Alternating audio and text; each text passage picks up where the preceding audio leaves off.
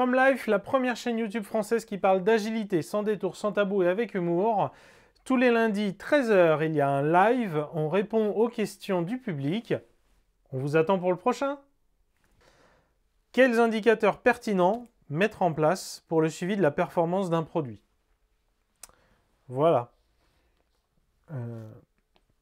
Alors, qu'est-ce que... la réponse, elle va être assez simple en fait. C'est qu'est-ce que c'est que la performance d'un produit? Et il faut que vous y répondiez. Un consultant ou un inconnu au travers d'une chaîne YouTube ne peut pas y répondre à votre place. La performance de votre produit, ça dépend de vous, de ce que vous cherchez, de votre business plan, et aussi du type de produit. Donc j'ai envie de dire, la vraie question, c'est pour un marketing en fait. Ce fameux marketing, la partie qu'on voudrait voir chez le product owner, c'est-à-dire pas marketing opérationnel, campagne de pub, etc. Le marketing dans le sens définir l'approche produit, avoir le lead sur le produit. Typiquement, user journey.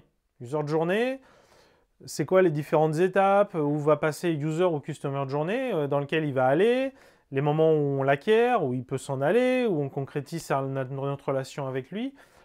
Ça va être spécifique au produit, ça va être lié à votre business model, et vos KPI vont descendre de là, quoi. Et on voit bien que c'est pas le même. Alors là-dessus, on avait commencé à esquisser ça avec un épisode que j'avais fait avec Laura Houssin, pour essayer d'expliquer justement cette notion de marketing, de customer journey. C'est pas un épisode qui a beaucoup performé, je pense qu'on aurait pu faire beaucoup mieux dans la forme. Mais ça me semblait intéressant, important de faire cet épisode, justement parce qu'en fait, on évolue tous dans le monde du logiciel, ou plus ou moins on crée des produits, et en fait ces notions-là, elles sont au cœur.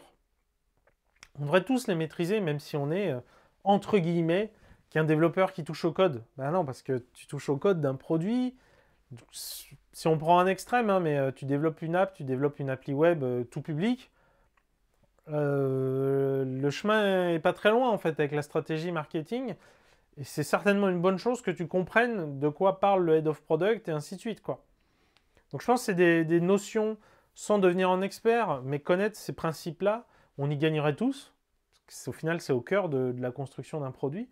Et on y retrouve, les KPI sont là. Hein. Il y a un moment, voilà, acquisition, rétention, conversion, c'est les différentes étapes. On a des nouvelles personnes, ils peuvent s'en aller, ça on va pouvoir plutôt vouloir le diminuer.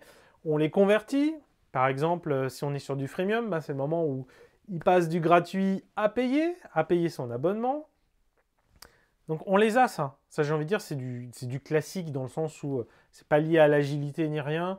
Et quelque part, c'est vieux. Alors, c'est pas vieux dans l'application aux modèles qui, eux, sont récents. Je parle de freemium, ça c'est plutôt récent. D'être sur du logiciel, voilà, ça ne construit pas la même stratégie que quand on est sur du bien physique.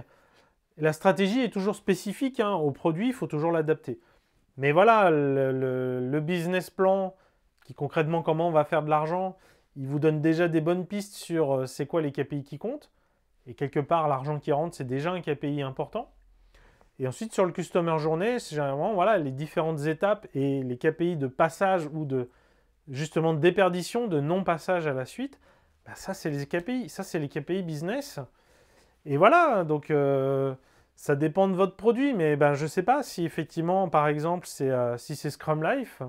Je dis ça au pif. Hein. On va voir ce que je vais réussir à sortir. C'est quoi nos KPI, nous? Nous, déjà, c'est le nombre d'abonnés. Voilà, le nombre d'abonnés. Donc, par extension, ça va être le rythme auquel on a des nouveaux abonnés, donc la vitesse à laquelle la chaîne grandit, voire avec la déperdition qu'on peut en avoir.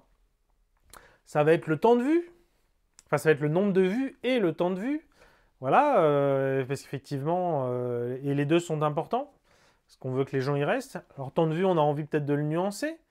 C'est-à-dire qu'il y a le temps de vue au total, mais qui quelque part va aussi récompenser des contenus plus longs. Il y a aussi le pourcentage de visionnage, où là, parfois, on n'a pas besoin de faire un contenu long, mais est-ce que les gens y restent jusqu'au bout ou pas? Voilà, vous imaginez bien, on pourrait faire que des vidéos extrêmement longues, ça augmenterait le temps de vue, mais par contre, en fait, les gens s'en iraient vite. Donc là, est-ce qu'on performe ou est-ce qu'on ne performe pas? Donc voilà, donc c'est pour ça qu'on a aussi envie du pourcentage de vues. Voilà, il y a un peu tout ça, il y a un peu toutes ces métriques-là, qui en l'occurrence sont très liés au fonctionnement de YouTube. Hein. Une chaîne YouTube mécaniquement avance dans l'écosystème YouTube. Là, les 3-4 KPI que je vous ai donnés, bon, bah, c'est des KPI pour n'importe quelle chaîne dans YouTube. Maintenant, je nuance, je dis n'importe quelle chaîne, mais ça dépend aussi des ambitions de chaque chaîne. Nous, en l'occurrence, on a l'ambition de faire grandir cette chaîne. Donc forcément, on va vouloir faire marcher les KPI que YouTube valorise. Mais peut-être qu'on aurait juste pour ambition de partager et qu'on s'en ficherait que la chaîne, elle grandisse. Ou peut-être qu'on voudrait juste avoir plus de vues, toucher un maximum de gens, mais pas spécialement les abonnés. Parce qu'en fait, on veut juste les toucher, etc. Mais on n'a pas envie de faire grandir la communauté. Donc là, on voit bien, on parle de communauté. Ah ouais, mais le nombre de commentaires, c'est important aussi. On a envie de générer de l'engagement. Donc voilà, donc ça reste très lié au business, donc à ce qu'on cherche, notre business plan, et la manière dont on l'implémente. C'est quoi le Customer Journey? Je ne suis pas sûr que Scrum Life a été le meilleur exemple. On aurait pu faire le tour d'un site de e-commerce. Je pense que vous avez... je pense avoir fait le tour, donc... C'est presque une non-question pour moi. Hein. Enfin, si je vous la remets, hein, la question. Hein. Ah, c'est quoi les indicateurs pertinents pour le suivi de performance d'un produit? Bah, c'est les indicateurs business, c'est les indicateurs marketing de ce produit.